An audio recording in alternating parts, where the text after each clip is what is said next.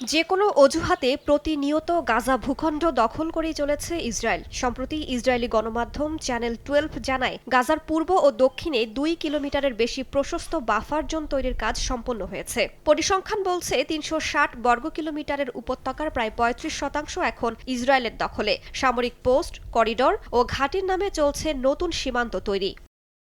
প্রতিবেদনটিতে আরও বলা হয়, রাফার ফিলাডেলফি করিডোর থেকে মরাগ এক্সিস পর্যন্ত পুরো রাফা শহর এখন ইসরায়েলি বাহিনীর অপারেশনাল কন্ট্রোলে। শুধু জেনিনা নামের এক এলাকা বাদে শহরটির আর কোনো অংশ ফিলিস্তিনিদের অধীনে নেই।